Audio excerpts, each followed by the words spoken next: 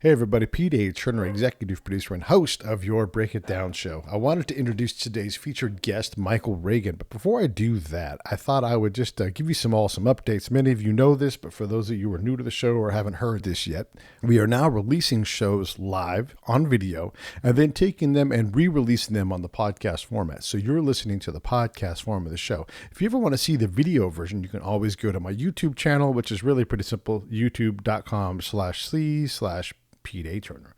If you just type in Pete A. Turner, it should come right up.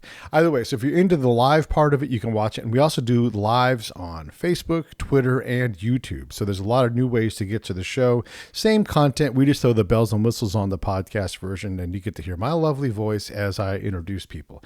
Speaking of introducing people, we are introducing today Michael Reagan, who runs the Reagan Legacy Foundation. Now, Michael is Ronald Reagan, President Ronald Reagan's son, and from his first marriage to Jane Wyman.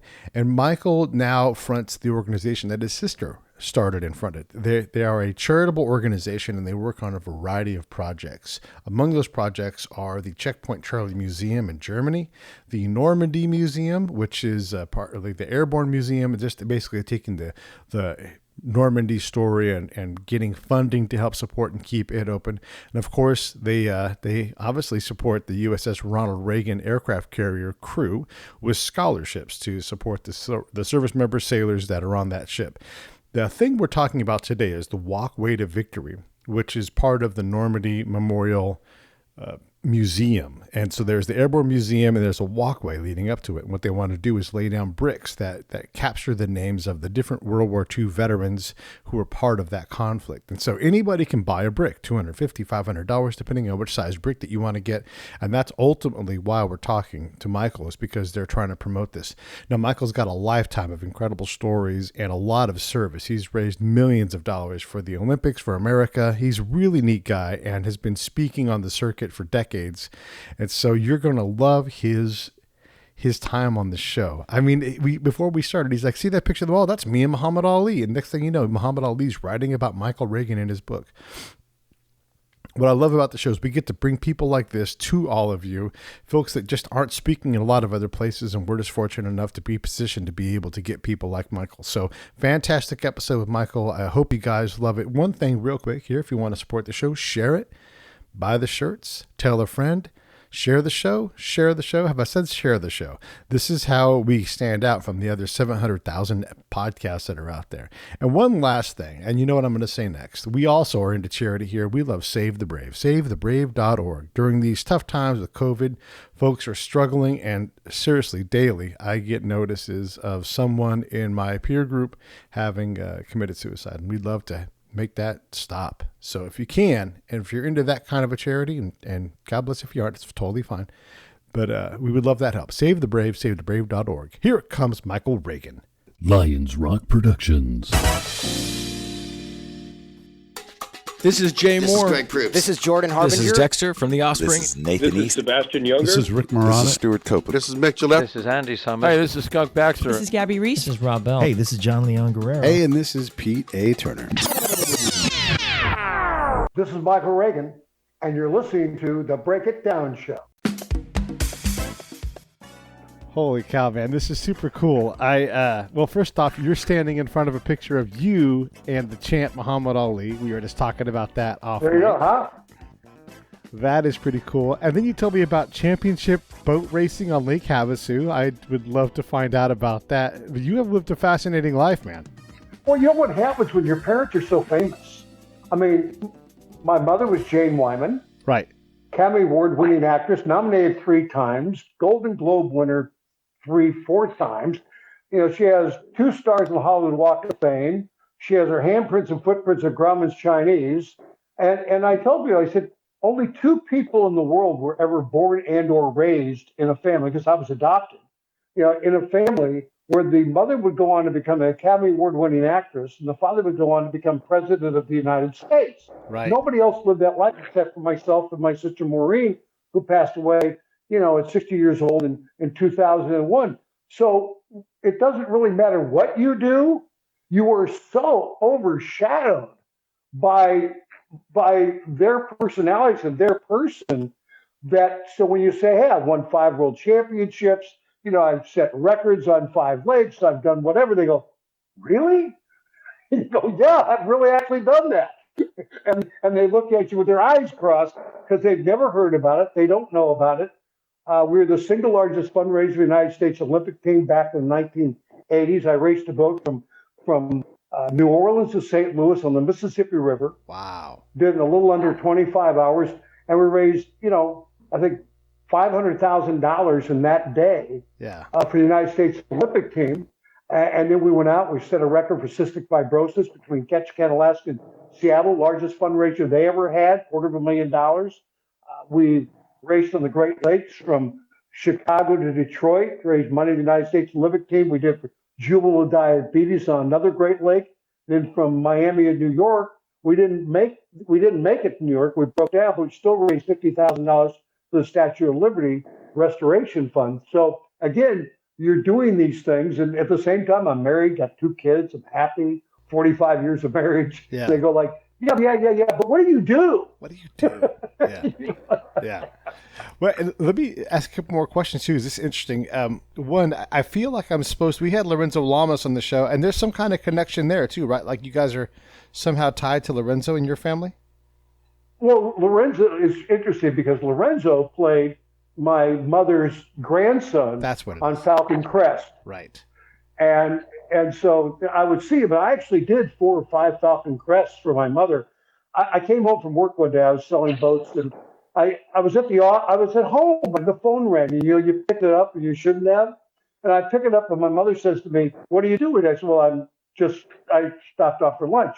"But what are you doing in the next couple hours?" And why? I really don't know. She says, I need a concierge. I said, excuse me, you need a what? She said, I need a concierge. Where do you need a concierge? Well, I've got the television show Falcon Crest, and I'm opening up a spa, and I need a concierge for the spa. Would you come over and play the concierge? So I drive over. She says, by the way, put on a suit before you come over. Put on a suit, and I ended up doing 4 or 5, shows with my mom, which are great, over at CBS, and met, of course, Lorenzo, and if you will. And Lorenzo said to me one day, on the show, your mother has a tendency to look at me sometimes in a scene that really scares me. Right. And I said, Lorenzo, I've been looking at that same face all of my life. Yeah. She practiced that look on me. I knew when I was wrong. Yeah. Yeah. Yeah, but I had a great mom. I had really great mom. Jane was unbelievable, and we lost her back in 2007. But she was a great lady. And interesting enough, his first marriage was to my dad, Ronald Reagan, and his first marriage. And what was interesting, she never said a word. In fact, in her contract with the studio, she said, if I'm ever asked a question about my first husband, I will get up and walk away. I'm not here to talk about, the president. I'm here to talk about the show. And she never said a word, positive, negative at all, about my dad until the day that we laid him to rest. And then she simply said, America and the world lost a great man. Yeah. That was the woman she was. Yeah. Is it possible to be that woman still today? I don't know. No, with all the media out there, TMZ, of course, Right. And everybody out there, I think it's really tough. It'd be nice to have people like that, but we live in this world today where things are so immediate. People don't talk; they yell, point fingers, and what have you. So even my dad, over his gravesite at the library in Simi Valley, what does he say? In every man there is good. Yeah. Find the good. We're not looking for the good now. And that's what's sad. We're not looking for the good. And he always looked for the good. And that was what the great things about my father. He made friends out of enemies, not enemies out of friends. And I remember at the funeral of my father, sitting behind me was Mikhail Gorbachev. And our kids just, turned around and saw him and said, it's Mikhail Gorbachev sitting behind us. And it was. Mikhail Gorbachev went and spoke at Eureka College a few years after that to the Reagan Society at Eureka College when he was asked to do that. It was a different world, a different time at that point in time. And what's missing today is we don't have that cadre of leaders. We don't have the Margaret Thatchers, the Lech Walenses, the Václav Havels, Mikhail Gorbachevs. Go down the line. Yeah. The Ronald Reagans, that cadre of world leaders who didn't care about who got the credit. They just wanted to get the job done. Yeah, that's a good point. I want to bring up one more person that I think is interesting in terms of our conversation today. Is we had Frank Stallone on the show as well. And Frank had a similar experience that you had. You know, he had this, he's one of those people that was just touched by God. Like, now I know how to be a musician. And like, he instantly knew how to play the guitar and like just a download. And that's how he describes it. And he's like, I had this career. You know, my brother was carrying our gear as we toured around, you know, the city, and we were doing it. We were, you know, getting a deal and everything. And all of a sudden just got snatched up by a rocket. And his hopes, his dreams all became secondary and always, you know, attributed to his brother's success. It's interesting. You talk about Sylvester Stallone, you know, Yeah. Frank Stallone's brother. But Sylvester Stallone, interesting enough, when I was racing boats, getting ready to do a boat race from Miami, New York for the Statue of Liberty Foundation, I always made it, you know, a rule that I spent the last 24 hours before I got in the race boat to go 100 miles an hour, 38-foot Scarab offshore, 3 V8 outboards on the back, 430 horsepower apiece, you know, spent it with my family before I got in that rocket myself and decided to go anywhere. And I got hired to do a movie, Over the Top, with Sylvester Stallone. Yeah. And I was hired to be the guy that would buy the truck, that would give him the money to get into the arm wrestling championship. And so I told him, I said, I've got a boat race coming. I'm on a certain schedule of time. I can't really change it. Don't worry. We'll take care of it, Mr. Reagan. And I'm going, hey, this is Hollywood. They never take care of it, but Right. okay. So they fly me to Las Vegas, put me in a room for the day, and then that time comes, I'm supposed to go out to the desert. Stallone comes up to me, I, you know, give him the money for the truck and so on. As Stallone gets to me, the sun goes down behind the mountain. And they say, we can't do it. The sun went down. We don't have a shot. We have to do it tomorrow. I said, wait a minute. Tomorrow? I've still got to be in Miami Beach. Yeah. And come on, guys. And so they talked to me. I said, okay. I called my wife, who's not really happy at that, because we kind of knew this might happen. And so I spend the night. Next day I get up, they put me in the same room.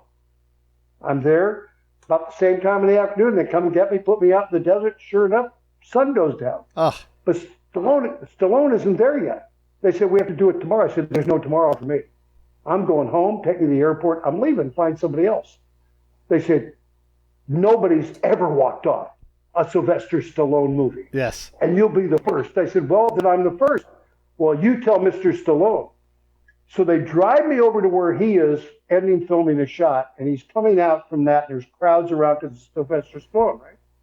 And if Stallone's walking towards me, I'm walking towards him, and we meet in the center, and his manager's next to me, and his agent says, you tell Mr. Stallone what you told me. And so I still said to Sylvester, hey, my family's more important than this movie. I'm going to drive a boat from, you know, Miami to New York in 48 hours. I have to be in Miami, and I promised my family I'd be with them before I stepped in this boat. And so I'm going home. I'm sorry. My family's more important than your movie. Yeah. Sylvester Stallone looks at me and he says, you know something? I wish I would have made that decision 20 years ago. And he said, don't you worry, because you will get residuals from this movie as long as it runs, and your name will be in the credits. So if you're ever watching that movie and you look at the credits, you'll see Michael Reagan. Somebody else bought the truck.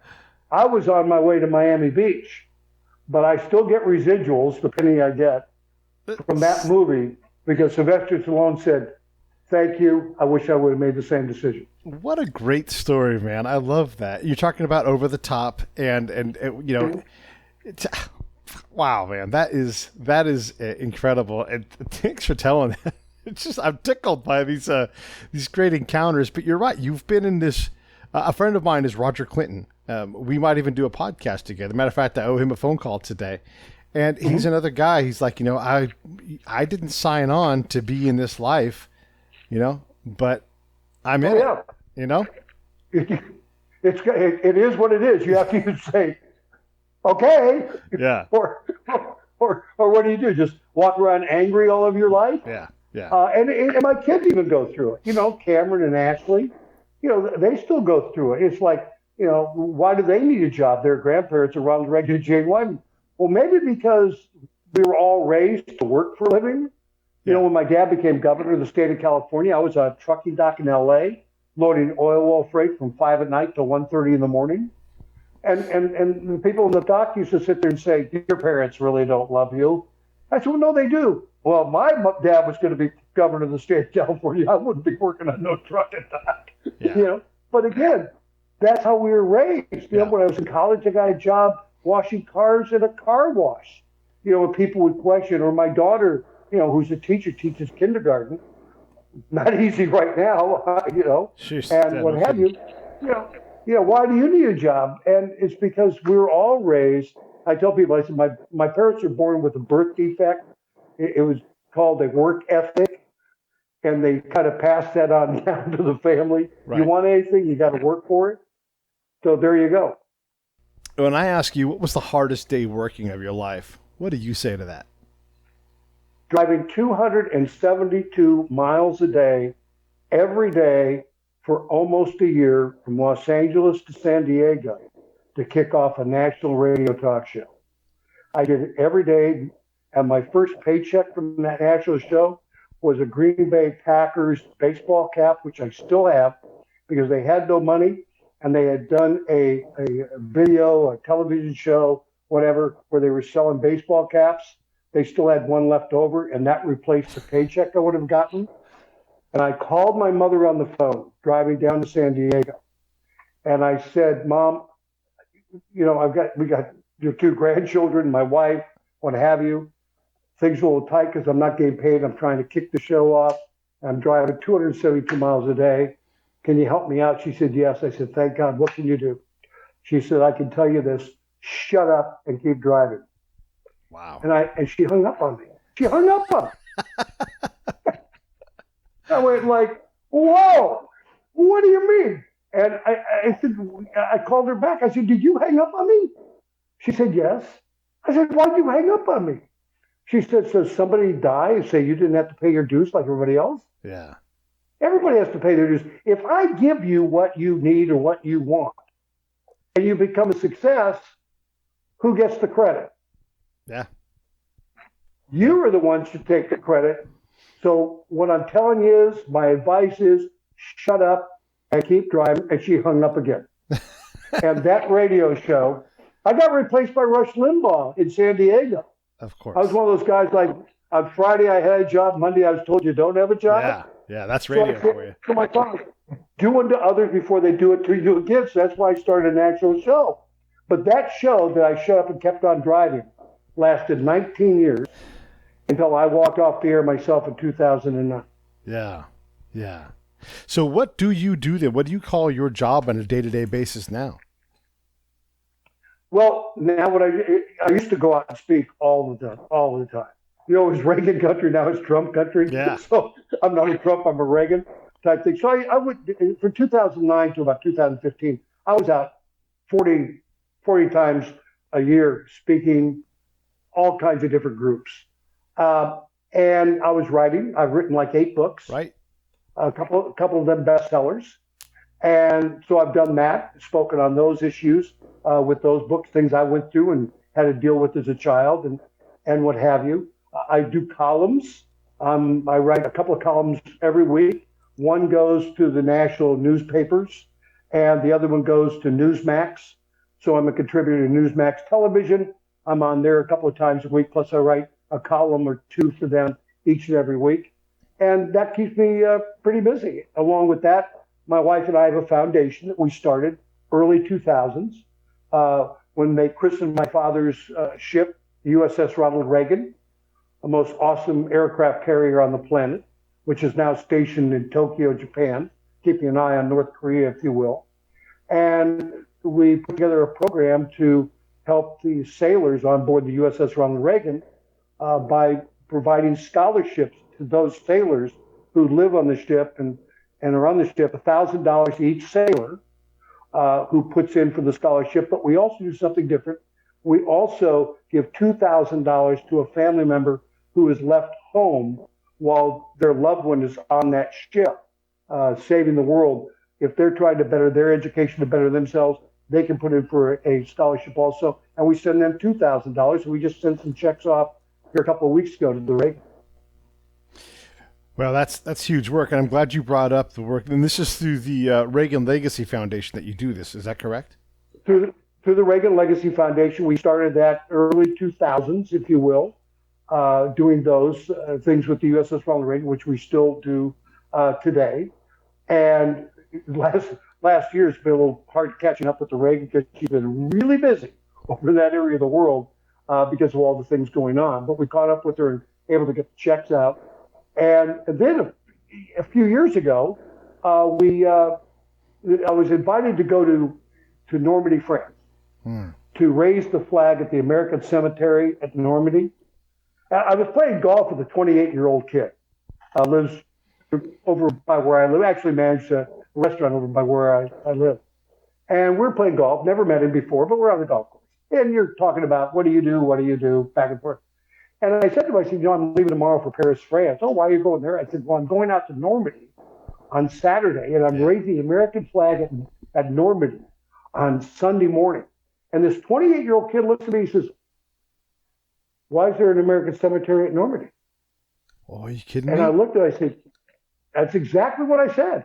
I said, did you think D-Day is when your report card came home from school? I mean, had no concept, no idea why there was an American cemetery at Normandy. So I can explain to him World War II and D-Day and all of these things going on. So I went over there and visited Saint Mere Eglise. Yeah. For those of you who have seen Saving Private Ryan, all the paratroopers, that's kind of where they were headed. That's where the bridges were. Or if you ever saw The Longest Day, the movie was in Saint Mere Eglise. That's where the paratroopers were. Right. Red buttons hanging from a church steeple, if you will. And went up there and visited and just fell in love with that town. And by the way, you can't buy a drink in that town if you're an American. That's true. They just treat you right. And so I'm up there and I said, what can I do to help you? And so they were talking about putting in another building, doing some other things. And so we got involved to help them build a new building where you can walk into a glider, if you will, and get the feeling of what the glider was like as they were coming in on D-Day. We helped them with that building. We set up a Ronald Reagan Center there to have conferences on freedom after that. And he said, well, what else can we do? So how about we remember these soldiers who fought in the Second World War and World War II? Why don't we do a brick project where people can go online and purchase a brick and put the name of a loved one and when they served in the World War II and brick in the walkways there they're at Saint Mere Eglise working with them. And they thought, God, can we do that? I said, why not? So we started the process about 2 years ago, and we've been bricking it in. We have 300 bricks there right now waiting to be put in. But of course, with the virus, they're waiting also there to put in. But again, with Memorial Day, VE Day, all these things coming on, those people were really the first responders. Yeah. If you really think about that, they're the first responders back there in World War II. And to put their names on these bricks and lay them, but even more so, when one of them walks by it and sees their name in a brick, they just break. I cry. Yeah. Just thinking about it. I see them. And what I tell people, I say, a lot of people don't know someone who served. They don't have a grandfather or a father who served in World War II. But we have enough names. We work with a lot of people. And if you send a donation to the Reagan Legacy Foundation, you go reaganlegacyfoundation.org. You can go there. You can send a check in the memo, put brick project, $250 for a brick or $500 for a bigger one. And then we'll put the name of someone who served, and then you'll get all the information on that person. So you will really have a feeling, because now you'll know that person. You'll know who they are, where they served, what they did in World War II.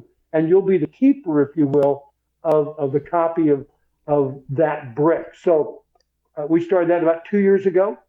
Just love working with them at the Airborne Museum, greatest people in the world there, and to actually talk to people who were there on D-Day, Andre Jean, or the brothers who were like itty bitty children watching D-Day happen right before their eyes. Yes. Their father was the D-Day mayor, and to sit there and talk to them, they gave myself and one of my board members a cutting from one of the parachutes a couple of years ago when we were there. We tried to go back now every year.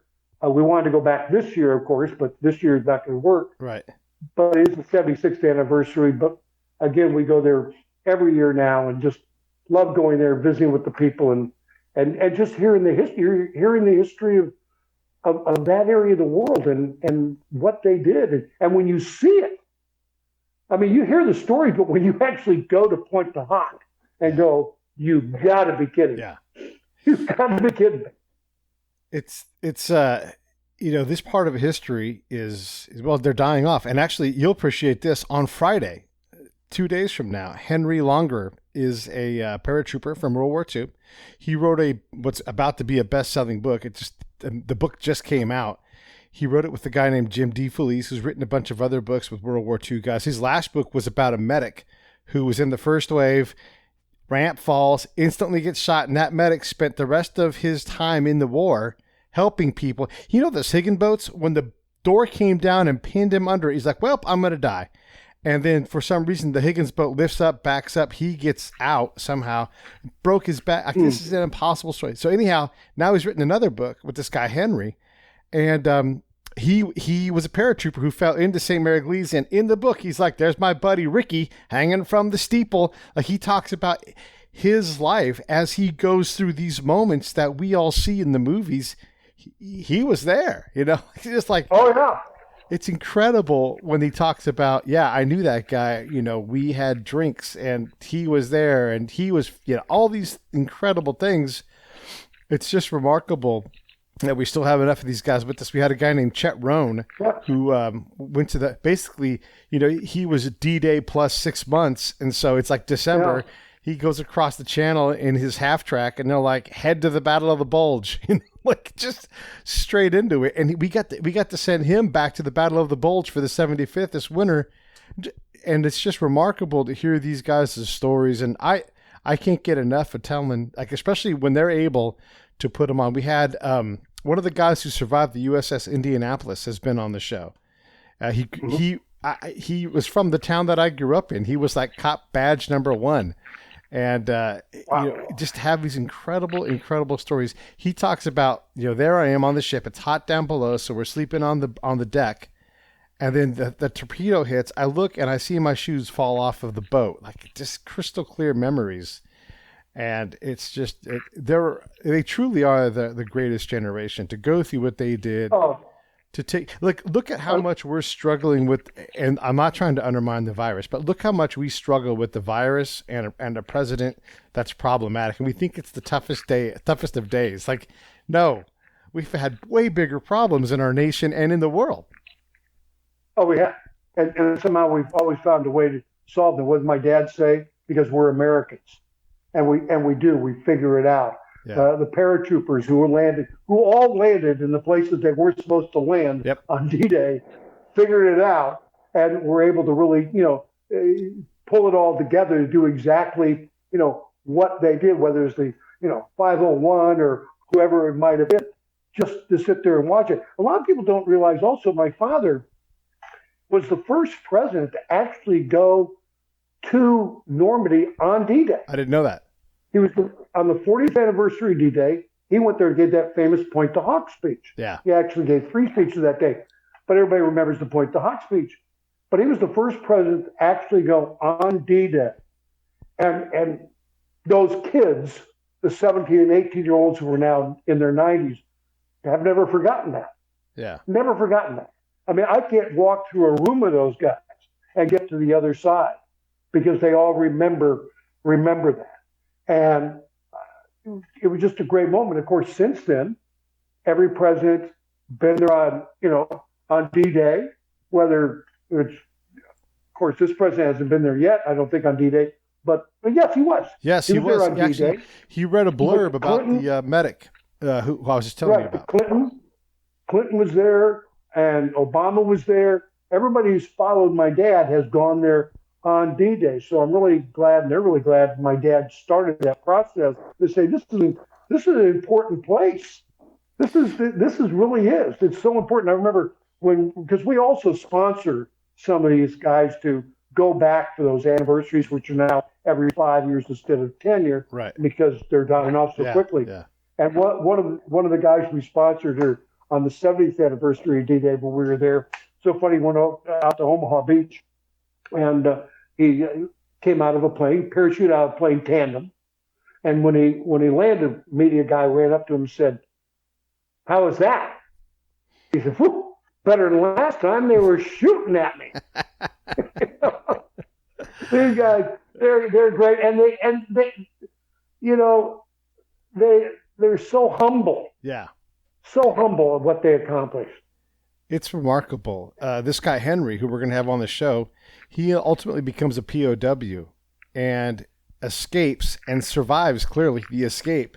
But the person with him didn't. He had to kill people. He had to kill women and children to effect this escape. And it haunts him to this day. And he's like, I'm not a hero, the story is heroic. There's no denying what he did, how he did it, and what he survived. Oh, there's so many of those stories. Gosh, you have what? You had 15,000 grave sites up there by Saint Mere Eglise, all through that area. Yeah. And the wife of the D-Day mayor took care of those grave sites all of those years. Right. And then when the French made the agreement with America to have a piece of property or that we could lay ours and create the American cemetery, they gave the availability to those left at home to have their loved ones sent home or sent to the American cemetery. Yeah. And that's why there's a little over 900 at the cemetery, but there were 15,000 grave sites. Right. They were being taken care of every day by the wife of the D-Day mayor and her friends. The heroic things that happened during the war are the people that, like the D-Day mayor, the heroic things she did to take care of these kids and make contact with the families left home. So they had a contact, they had a relationship with their loved one through the wife of the D-Day mayor. Hey, this is Pete A. Turner from Lions Rock Productions. We create podcasts around here, and if you, your brand, or your company want to figure out how to do a podcast, just talk to me. I'll give you the advice on the right gear, the best plan, and show you how to take a podcast that makes sense for you, that's sustainable, that's scalable, and fun. Hit me up at pete@breakitdownshow.com. Let me help. I want to hear about it. With their loved one through the wife of the D-Day mayor. When did you? It's funny. We have all these things that kind of tie to how you've lived and your experience. We just had John Lee Hooker Jr. on the show. Another person who's like, your dad is a legend. So when did you realize your dad was great? And I'm going to say this before we get to that answer. I love these stories about kids these days, where their mom or dad are super famous. Like I think Miranda Lambert is one of these people, and they're like, what does your mommy do? My mommy does laundry. What's her hobby? Cleaning the house. It's just like these kids have no idea how impactful their parents are. When did you realize your dad was not just a good dad, but, great? Yeah, it's really interesting. I tell people this, that I was Jane Wyden's son, because my generation, we were all raised in boarding schools. I mean, that was the way it was. Yeah. We were all raised in boarding schools. At 6 years old, I was out of the house. People used to say, when did you leave home? I was 6. That's when I left home for the first time. That's how it was. Because that's the way it was. And everybody had nannies, everybody had maids, and so on and so forth. But every Saturday when I was home, my dad would pick me up in front of the house at 333 South Beverly Glen, and we'd ride out to the ranch. And my dad would regale me with stories of history.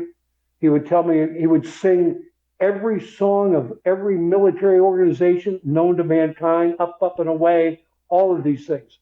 And he would regale me with these stories My dad was a great storyteller. He's one of these people. If you asked him what time it was, he'd tell you how the watch was made. Yeah. So you kind of went, oh, I don't know if I'm going to ask him a question today. But those are the great. That was my dad great. Right. Because that was him being a dad. You know, when you become president of the United States, you know, a lot of other people suck out the time. Yeah. Yeah. You're dad to a lot of people. Yeah, you're dad. You got a lot of people on the plate. But those days, the best days of my dad were prior to politics and after politics, because you're able to spend that time with him out at the ranch, riding horses, swimming, shooting ground squirrels, you know, all the things that we would do at the ranch together, which was absolutely tremendous. And I love it because I got the stories of my dad. I saw that he was a builder and what have you. But up until basically 1984, I'm sorry, 1964, I was Jane Wyman's kid. Yeah. Because she was the biggie. She won an Academy Award for Best Actress. She had Best Picture with Ray Milland, Lost Weekend. Best Song with Bing Crosby. People don't remember In the Cool, Cool, Cool of the Evening. That song won Best Song back in 1951. As I said, her handprints, footprints, Grandma's Chinese, 2 stars, what have you. So she was the cat's meow. Yeah. Dad gave the speech, A Time for Choosing, for Barry Goldwater in 1964. And seriously, I went from being Jane Wyman's son to Ronald Reagan's son in less than 24 hours. He is the most recent president that has the speeches where you can talk about, then he gave this speech.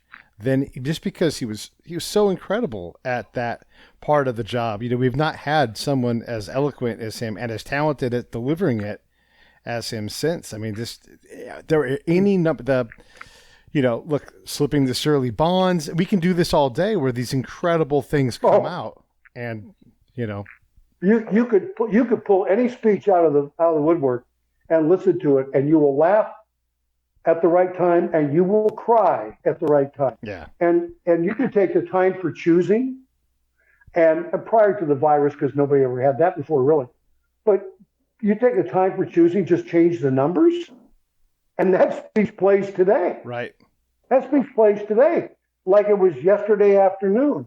And that was really, how great he was at that. But he never lost sight. He was probably one of the most humble people you will ever want to meet and know. He wasn't full of himself. When I take people out to the ranch and do a ranch tour with them, because Young America's Foundation bought that in 1998 from Nancy, and they use it as a way to raise money to help conservatives on high school and college campuses. Right. So I do a lot of things with them speaking. And people go out to the ranch, they expect to see this huge ranch. Pictures of world leaders and all this. No, you walk into the ranch house and it's like 1,200 square feet, maybe 15 if you stretch it, that he built on most of it. Right. He did. And you go there and you look at and you say, oh, there's horses on the wall. There's not world leaders, there's horses. Yeah. Why? He was a rancher. Yeah. That's what was important to him. You go into his bedroom, and in the bedroom, they got twin beds. Talk about humble. Twin beds. They're tied together with the straps that you would use in your garden. You know what I'm talking about, those ties? Yep. Because Nancy liked it was comfortable for his wife, Nancy. Yeah. But the bed was too short for my dad. Yeah. But he wanted to make sure his wife was happy. So at the end of his side of the bed, he put a little cushion table and a cushion so his feet have a place to rest off the bed. Yeah. So Nancy's comfortable. And you see that, you go like, really? Yeah. This is the guy who could have done, and no, just the humility and the humbleness of my dad was just really, really amazing to sit there and watch. So to be able to go out and do things in his name, whether it's sending scholarships to the men and women on the Reagan, and to be able to go to the Reagan like I have, and share stories with these kids on the ship, so they get to know about the guy whose name's on the back of the ship, and to be able to do a brick project. And here's a guy in Hollywood, he was legally blind, really. He one of the first ones to wear contact lenses, but he wanted to be in the army, Right. from being in the cavalry, but he had to pass an eye exam. So what does he do? He goes out and he memorizes the eye chart. And so when he goes in for his eye exam in the military, they say, okay, Reagan, read line B. DBOQR. That's it, you're in. He couldn't see it. Yeah. But he had memorized the chart so that he could get into the military. Then he ended up doing 300, training films Right. for the military. Right. One of them was doing paratroop training and all these things. So that's how he served. And ultimately, he retires as a captain. They asked him to stay on and become a major. And he says, no. He says, a major, that rank is for someone who can go overseas and fight on the front lines, not somebody who can't. Give that to someone else. So instead of retiring as a major, he retires as a captain, and the major is given to somebody else overseas. He didn't know who, but it went overseas. Who would do that? Yeah. But he did that. Yeah. Yeah, man. It's neat that you get to do this. It's neat that you get to support the Reagan Legacy Foundation. Just for anybody who wants to understand where to go to get these things, obviously on the live screen, it's scrolling across. I'm going to put the things in there. But if you have any questions, hit me up at pete@breakitdownshow.com. I will send you the links. And don't forget, like for $250 or $500 for the bigger one, you can support a World War II veteran. If you don't have one in your family, hey, they'll give you one, and you'll be able to put your brick out there, and it might be something. It will be something very special for generations to come. Yeah. It's anywhere. Like when you go to the 9/11 at Ground Zero and you see all the names, you can put your finger on the name, or the Vietnam Memorial where you can go up and rub a name. It's that kind of experience, and I love that you're doing it.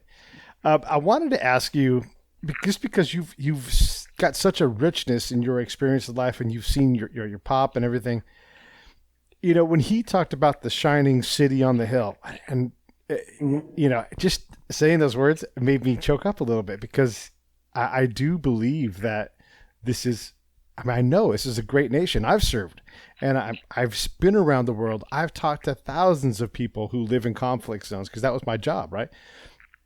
And they, not everybody, but almost always, if they wanted opportunity, they wanted to come here. I want to come to the United States. And I love that we're that. But I'll be damned if we can convince ourselves that we're this beacon of opportunity. If we don't believe it, are we still the shining city on the hill, do you think? Yeah, we are the shining city on the hill. We just have to find it. Yeah. And you're right. We don't educate any longer. We don't lift up America. We find ways to step on America. I tell stories of being in Berlin, where we have a Ronald Reagan Center we opened at the Checkpoint Charlie Museum back on the 20th anniversary of the fall of the Berlin Wall. Now there's a plaque in the ground commemorating my dad's speech that he gave. Another speech. Yeah, another speech. And I ran into a kid, a young high school student there, and I said, he's standing on where the bricks are, outlining where the wall was. Right. And I said, what do you know about the Berlin Wall? He said, well, the Americans put it up to keep the communists out of their sector. And I went, well, we've done a great job of education here. Jesus. We what happens too often, we expect someone else to educate our kids. We send them to school and think maybe they'll educate them there. Well, they're not. Yeah. We have to do the educating. We have to do the education and tell them about the greatness of America and tell them about the shining city of the hill that the rest of the world looks at to, in fact, come here to get that opportunity to be able to shine like everybody else. And that's what's important. If you leave it in, we've got to be the ones who are going to do it. We can't count on someone else to educate the next generation about the greatness of America, the greatness of those who are serving now, or served in Afghanistan, or served in any of these wars that we have, these ongoing wars. These are young men and women who are willing to give up their lives so that you and I could do this on a regular basis. And they need to be uplifted and to shine the light on them, especially during this period of time. But all year long, we got to think about these people because they're the ones that made it available to us to be able to do. And I think that's why my wife Colleen, my daughter Ashley, our son Cameron, are really involved and proud that, they had a grandfather, I had a father, and Colleen had a father-in-law that really, didn't pretend he loved America. He loved America. So that's why we start the Walkway to Victory. The walkwaytovictory.com or the bricks or Reagan Legacy Foundation.org to keep that going. Because again, if I'm not doing it, then who's going to do that? Who's going to keep the Reagan name going? And my sister Maureen, dying of melanoma back in 2001, we had that brother-sister talk a couple of months from the end at the hospital, St. John's Hospital, Santa Monica. And she asked me, she said, Michael, if there ever comes a time that you can get out of radio, will you promise me that you will? I said, why? Somebody's got to carry on the legacy of our father. Someone's got to educate people on the greatness of our dad. Will you promise me? Tough for me. Will you promise me you'll do it? Yeah. That's why I walked away in 2009, because I could. And I've been really working on this wholeheartedly since 2009 to really educate people on who he was, but keep his name alive on the USS Ronald Reagan, Normandy, France, Berlin, wherever, and let people partake and be part of that. Yeah. We almost had, and we just missed him by not even a week or two, we almost had John Barletta on the show, another guy that loved your dad and worked with him and served with him for years. And just for the audience's sake, he wrote a great book called Riding with Reagan. He was an actual true horseman like your father was. And in the Secret Service, that wasn't a thing that they had anticipated, to have this, this old Western star that can ride a horse better than anybody. Except for John. John's like, I'll ride with you, but he actually could. So their story that he tells, look, you only need a couple of these points where you go, wait a second. Everybody seems to love your dad, and they all say the same things, genuine. I mean, look, we all knew back then, like they always talked about your dad working at the ranch, but you can't see it or understand it. But John describes it, always beating back bush and describing how big the place, all these things. And that's when I was like, God, as much as people are critical of him, I think the person that he was remarkable. And here you are talking about it. And I love that you do it. Thanks for making that sacrifice. Thanks for making that change in your life. It's my fault. It's my fault. I bought him his first chainsaw. After I won the Opera World Championship in 1967, you might remember, you had McCullough Oil Company owned Lake Havasu. They made chainsaws. Yeah. And I went on a tour to promote chainsaws. And I got one for Dad for Christmas. It was a Power Mac 6 chainsaw. Nancy called me up the next Christmas and said, typical woman. Yeah. Do they have bigger ones? I said, yes, Dad, they have bigger ones. Can you give me the number of somebody to call? Your father needs a bigger chainsaw. So she got him a chainsaw for the next one in 1968. But again, the stories John tells, and John was a great guy. His ashes were spread at Rancho del Cielo, by the way. And just a great guy, great stories. And the things they had to train these these Secret Service agents with the tasseled shoes, right? And the whole thing. By the way, you got to put on boots and ride a horse now. Yeah. Or the jackalopes. Dad had jackalopes, a set of jackalopes in the bar area of the house. And the Secret Service, the first time they take a tour, they see this, they say, well, Mr. President, what are these? My dad said, well, they're jackalopes. Well, what are jackalopes? Yes. You don't know about jackalopes? No. They look like rabbits with horns. Yeah. I don't know if you've ever seen them. And he says, well, they live up here. And they come out at night. And, if your guys are out there protecting the house and stuff during the night, you might want to protect, yourself from the waist down, because if they see you and they see a light, they'll come in and they'll hit you with those horns, and it really hurts. They go, really? Yes. Yeah.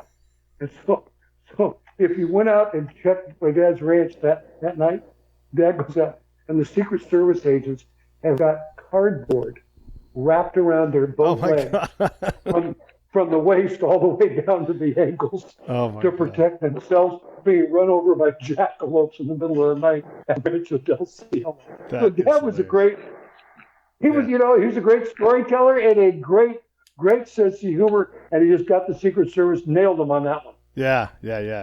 I mean, your dad was shot in the chest and cracking jokes. Come on. He was great. He was great, but that's how he deflected you. Yeah. He absolutely deflected you. And we usually, like at the library every year on his birthday, they always have a guest speaker come up and speak. And really, a couple of years ago was Sam Donaldson. Yeah. And he tells great Ronald Reagan story. And you just go through that. Or Mikhail Gorbachev going to Eureka College, speaking at Eureka College. These people you think didn't like Ronald Reagan, no, they kind of did like Ronald. They loved him. And it really shows when you talk to these people. And because Dad, when he walked into a room, he shook hands with everybody on the way in and everybody on the way out. And everybody who ever met him will tell you, I thought I was his best friend. Yeah. And when he's talking to you, you were his best friend. He wasn't like so many politicians who were shaking you with one hand, looking over your shoulder at the money guy in the corner, trying to get, I got to get to him next. Yeah. No, he spent time with you. I mean, Nancy used to have to get a hook to hook him, get him out of there. We're going to go. Because he spent all night. Yeah. If you guys look on the screen, and I'll have this in the show notes, walkwaytofreedom.com. That's where you can go and buy these. Walkway to Victory. I'm sorry. Walkway to Victory. Yep, I said it wrong. I'm reading it, and I read it wrong. Walkwaytovictory.com. And you can also go to the Reagan Legacy Foundation.org and Projects Normandy Memorial BIC Program. You can find all of those things there. So make sure that if you're into supporting this, which gosh, you got to be, because how incredible is this? These World War II stories, they're going away. These guys every day. There's less and less of these guys. There's I don't even know. Are there any Pearl Harbor folk left? I think there's less than. I think 5. the last one just passed away. I think so. Yeah. I think the last one just passed away. Yeah, it's incredible. It's that what these men did and women, what they did, and what they were willing to do and what they were willing to give for America. Because of them, they kept it shining. Yeah. Hey, I got a question for you. What is it? 5 years later, the Korean War starts, but we don't have the same reverence for it. We don't have the same, like, we know about Vietnam, we know about World War II, but the Korean War, these guys are some of the same guys, even, but they fought in both. They're all in their 80s, but we just don't have the same. They just don't have the same. Prestige, I guess you would say. Why do you think that is? Yeah, it's because because they ended a draw. Okay. It was a draw. There was no the only one that won there was the UN. Right. UN made it a draw. Yeah. And it is unfortunate. See, a lot of these guys fought in most all of them. You were talking about the Battle of the Bulge. I remember sponsoring one of the guys to go back for the 70th anniversary of the Battle of the Bulge, and so they were getting ready and put the date on the calendar when they would go, and he said, I really don't want to go on the 70th anniversary. Why? He said, can we go like in August or September? Why? Because when I was there the first time, it was really cold. And I'm a lot older now. Yeah. I don't want to go back to that cold. Can we go? Can we say it's the 70th anniversary, but not go when it's 20 below? Yeah. It's nice. Yeah. So it's great. That's the kind of the humor some of these guys have. Tell you about what was going on with them. Yeah. But I think that's part of it. I think stories are remarkable. Korean War was a draw. Go back because it was a draw. But my father, who was governor. He was the first. He was the guy that really opened the door to the Vietnam vets. He's the one that brought John McCain. He honored John McCain at our house and all of those things. Right. When they came out of Vietnam, he was the one that brought him in. That's how he built his relationship with John McCain way back in the day. Because when everybody else was kind of running different directions, and didn't know what to do, he opened the door, said, "Come on in," and thank you. He thanked them, and they never forgot that either. Yeah, yeah. Okay, so I just want to cover the basics here one more time. Walkway to victory.com, Reagan Legacy Foundation. This is where you can get more information on what Michael's doing. Look, we're trying to support the World War II veterans that are still with us in particular, but also protect their legacy with these things. I love your work with the when you have a ship of people to take care of, there's, just for the audience, there's 5,000 people on a ship, 5,000. And so there's a lot of money that you have to raise up for these families. Like when I look at my time in service, you could thank me for my service, but my daughter, for the most part, didn't have a dad growing up because I was gone all the time, And so these kind of things, these little things where you're able to say, hey, make sure that this family has this extra bit of money for whatever it's going to be. These are important things, and I'm really glad that you're doing it, because if you didn't, literally, no one would do that. Yeah, and to go on a ship with my dad, they have a little museum there, which is really nice. So I'm able to tell them kind of about the museum. The because they're every 2 years they switch out the captain. It's government work. Yeah. I always try to take a guest with me if I can, and I took a friend of mine, Peter Cullen, before the Reagan left for Tokyo a couple of years ago, and I don't know if you know who Peter Cullen is. Peter Cullen is also known as Optimus Prime. Oh, okay. Okay, yeah. He was also, it's Optimus Prime, which is the latest genre of Peter Cullen. Yeah. And what have you. And I took him on the ship. And I said, Peter, say a few words. These kids, you had 5,000 kids on the hangar bay deck, right? Yes. Just there. So I'm talking to him, giving stories about my dad. And I said, I introduced a friend of mine, Peter Cullen, to you. You might know him as Optimus Prime. And everybody just, oh my God. And so Peter gets done speaking almost, he turns to me and says, should I? I said, Peter, should you? And you have to. And he turns and goes, roll out. And you saw 5,000 kids just go nuts. Yeah. And I have pictures of basically everybody on the ship wrapped around Peter Cullen. Oh, and to be able to take friends of mine like that down there and these kids when they did their book at the end of the year, the ships do, like here's the year in retrospect, they had like 3 pages just on Peter and his visit to USS Ronald Reagan. When you go on the Reagan and you go up to the bridge and you see the captain, are you like, it's kind of slow, this boat, And then the land speed records all have their hats. Do you guys have that in water speed records? Yeah, well, no, it's interesting. No, we don't. Well, they do have water speed records, things of that nature. A friend of mine got killed trying to set the record on Lake Tahoe back in the 1960s, Lee Taylor. Yeah, you don't really have hats like that. But going upstairs with the captain on the USS Ronald Reagan is really something. But being shot off the deck. Oh. From 0 to 180 and 2.0. It's landing on the deck, being shot off the deck of a carrier is amazing to be able to experience that level and to be there and see these kids. I mean, young kids on the deck of the USS Ronald Reagan and ship. You have planes going off, planes landing, sorties being done, and again, these kids go out and give of themselves so be able to.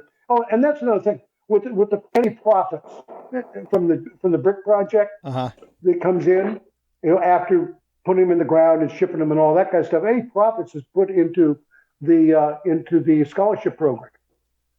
So the money just keeps on working. It isn't like, the brick only costs you $150 or whatever, and you keep 100. No. If there's 100 left over, or 75 left over, or 25 left over, it goes into the fund that produces scholarships for the men and women on the USS Ronald Reagan. Nobody's paid. Right. This is all the money goes out. Oh, I love it. Do you ever do the Captain Stillman from Stripes and you trip and you're like, have that removed? It's my damn boat. No, but it's nice having your name on the back of an aircraft carrier. What is that like? It's really kind of cool. Yeah. To be we were there for the christening. I did the first move aboard with the ship, and the captain invited me to do the first move aboard. I did that. So we've been with the Reagan all the way through it, from the christening, all the way through.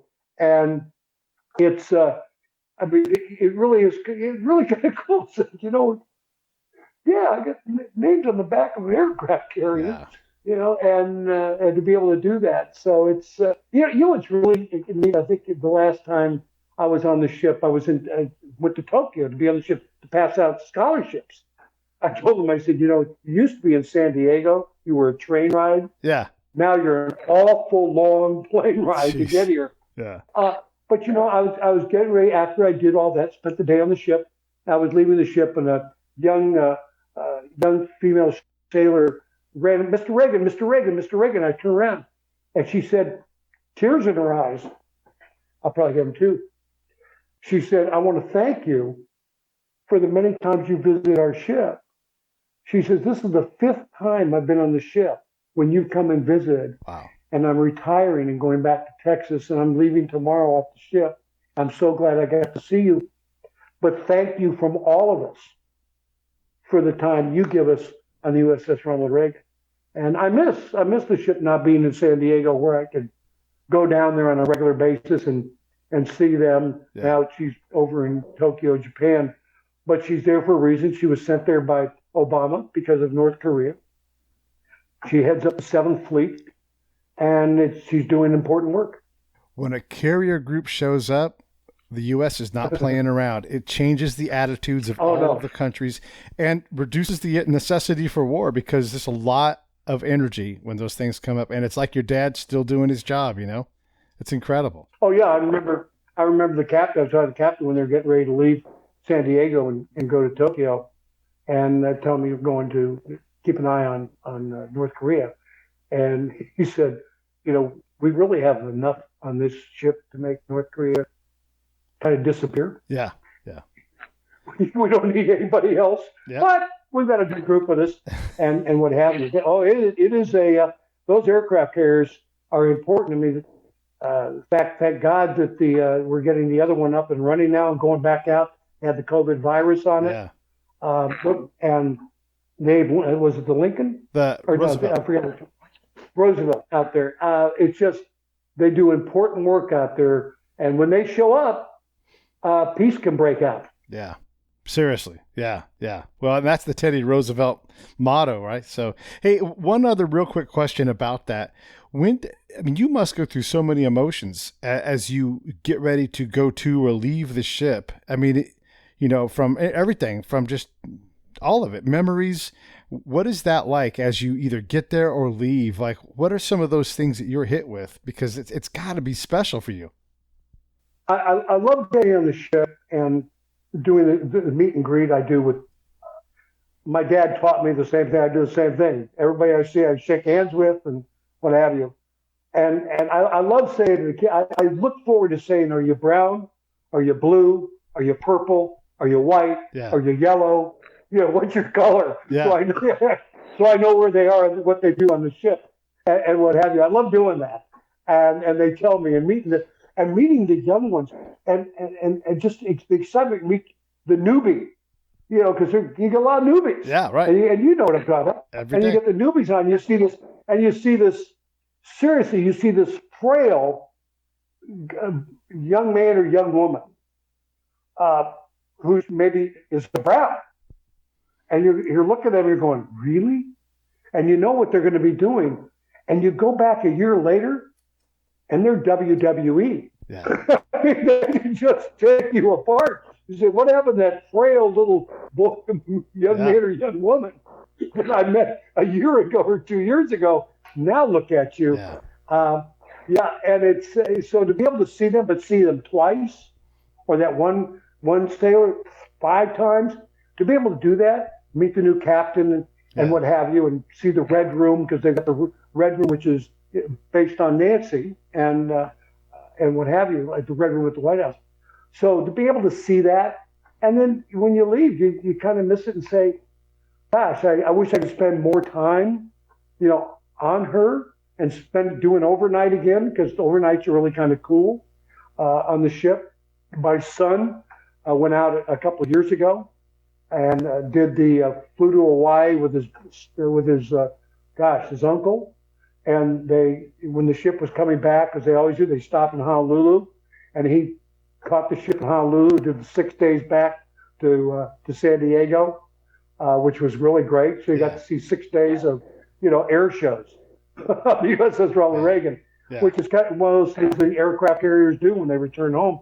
They'll stop in Honolulu, bring on families, so it's family members and what have you, get the crews back to the United States with not U.S. where we is, but come back to Coronado. Right. That was kind of cool to have my son be able to do that, spend 6 days on the Reagan overnight like that. Well, listen, you've been fantastic. It's such a great honor to talk to you and hear about your dad and all the incredible work you're doing with the Reagan Legacy Foundation. It's just, like that sailor said to you, man, from all of us out here, thank you for doing that. We all need to find some kind of charitable effort and charter. You don't need to have your dad be a world leader. You can just simply say, I'm going to take care of these people and make sure that they have something more than what they have today. And thank you so much for doing that and committing your life to your dad's memory, because, he's a great man, and I love that you're out there doing it. So thank you. Well, thank you very much for having me on. I really appreciate it.